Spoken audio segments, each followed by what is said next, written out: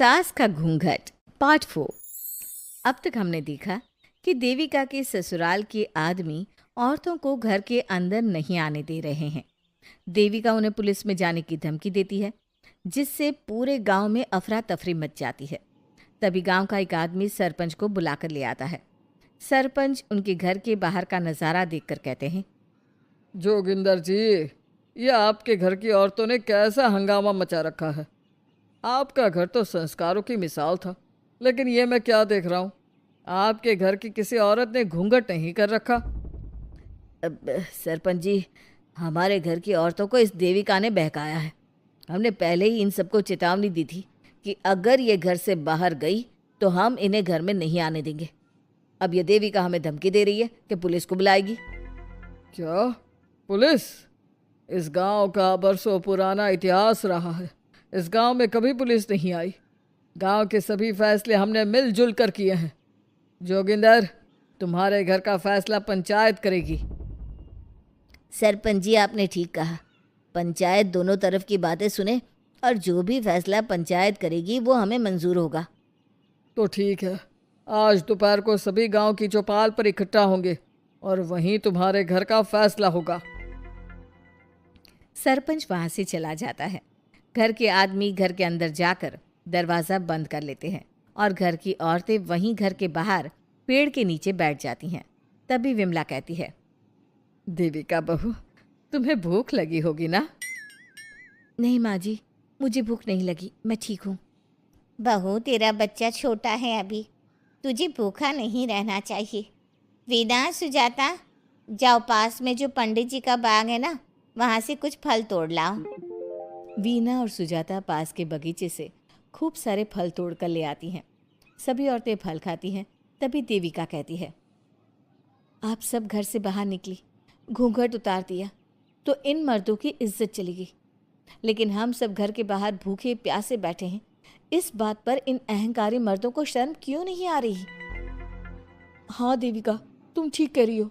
अगर हम मर भी जाए ना, तब भी इन मर्दों के लिए इनके बनाए गए नियम कानून ही अहम रहेंगे, हम नहीं।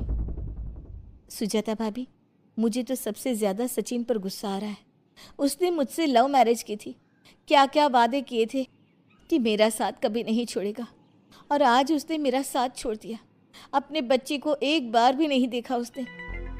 देविका, वो शुरू से ही ना डरपोक रहा है, लेकिन इन सारी बातों को छोड़ो। मुझे तो इस बात की चिंता हो रही है कि पंचायत में न जाने क्या फैसला होगा। पता नहीं वो इंसाफ करेंगे भी या नहीं। वीना दीदी, आपको अभी भी पंचायत से इंसाफ मिलने की उम्मीद है? अगर इस गांव की पंचायत में सच में इंसाफ करने की भावना होती तो सरपंच जी अभी हमें घर के अंदर जाने देते। देखा नहीं कितना जहर उगल कर गए हैं हमारे खिलाफ।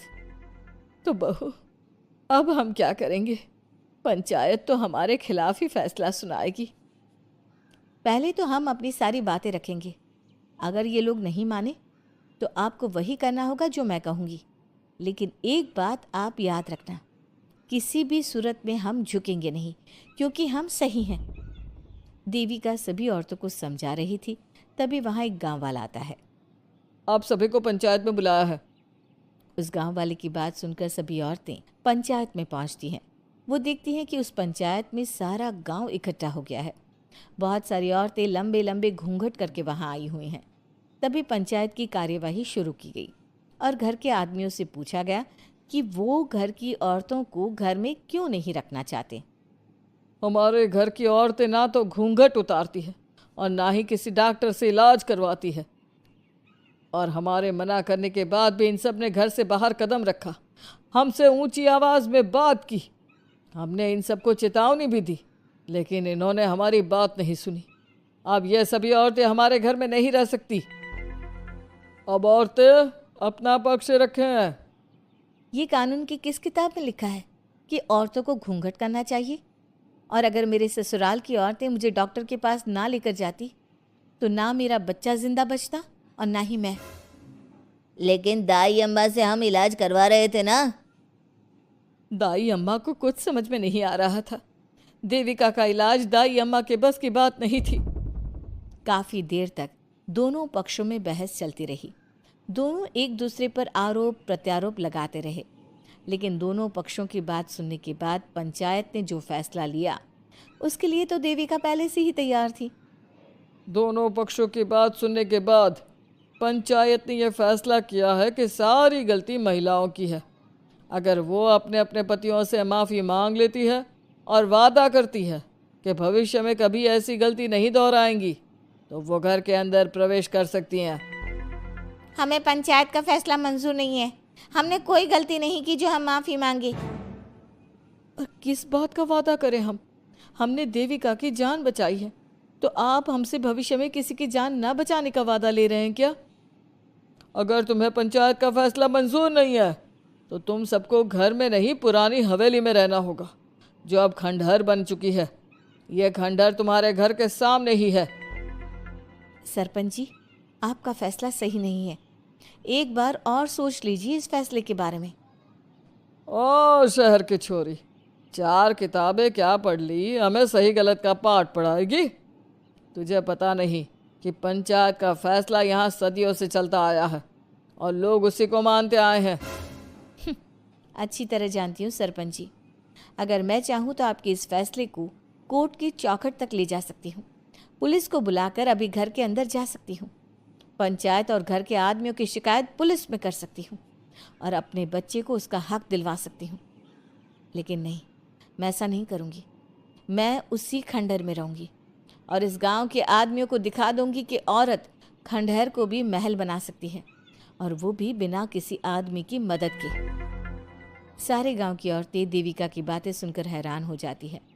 उनका जीवन घूंघट और घर के 4 दीवारी के बीच में ही था। कोई औरत अपने हक के लिए पंचायत से भी टकरा सकती है, ये बात उन्होंने पहली बार सुनी थी।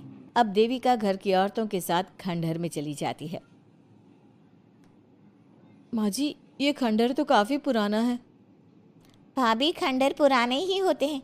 मुझे तो डरावना भी लग रहा है। मैं डर की वजह से कभी इस खंडहर के आसपास भी नहीं आई, लेकिन मुझे क्या पता था कि एक दिन इसी में रहना पड़ेगा। ये तो टूटा फूटा भी पड़ा है। माँ जी, एक काम करते हैं, ये खंडहर तो काफ़ी बड़ा है, इसलिए एक हिस्से की साफ सफाई करके उसे ही रहने लायक बना देते हैं। बाद में धीरे धीरे पूरा खंडहर ठीक कर लेंगे। हाँ बहू, तुम ठीक कह रही हो। विमला भाभी और मैं इस खंडहर के टूटे हुए हिस्सों पर मिट्टी और ईंटें लगा देते हैं। सुजाता और वीना, तुम साफ सफाई कर लो। सभी औरतें मिलकर खंडहर के एक हिस्से को सुधारना शुरू कर देती है और काफ़ी देर तक मेहनत करने के बाद वो उस हिस्से को काफ़ी हद तक अच्छा कर लेती हैं। और इसी तरह रात हो जाती है। सभी औरतें बैठकर बात करती है। माँ, हमने इस खंडहर को घर तो बना दिया है, लेकिन ये घर चलेगा कैसे? हाँ माँ जी, मैं भी यही सोच रही हूँ। और हम सब तो बड़े हैं, गर्मी सर्दी भूख कुछ भी आसानी से बर्दाश्त कर सकते हैं, लेकिन देविका का बेटा बहुत छोटा है, उसे तो हमें अच्छी तरह से पालना होगा ना। मैं भी यही सोच रही हूँ कि आगे हमें क्या करना चाहिए। कम्मू और मैं मिलकर मिट्टी का चूल्हा और मिट्टी के बर्तन बना देते हैं। कुछ दिन के लिए खाने का इंतज़ाम भी हो जाएगा, क्योंकि यहाँ पर खेत और बाग बगीचे आसपास ही हैं, कहीं से कुछ भी ले सकते हैं। पहले आप मुझे ये बताइए कि आप सब लोगों को आता क्या है? मतलब कोई ऐसा काम जिसका आपको शौक हो, जो आपने बचपन से किया हो। बहू, तेरे दिमाग में चल क्या रहा है? माँ जी, बहुत कुछ चल रहा है। बस अब हमारा सारा ध्यान इस बात पर होना चाहिए कि हम अपने लिए अच्छे से अच्छा क्या काम कर सकते हैं।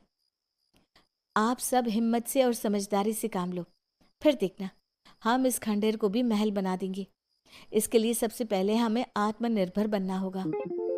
देविका सभी को समझा रही थी, तभी उसका बेटा रोने लगा। उसने अपने बेटे को गोद में उठाया और उसे चुप कराने लगी। अब देविका के सामने सबसे बड़ी चुनौती थी कि वो किस तरह से ससुराल की औरतों को आत्मनिर्भर बनाए और किस तरह से अपना घर चलाए।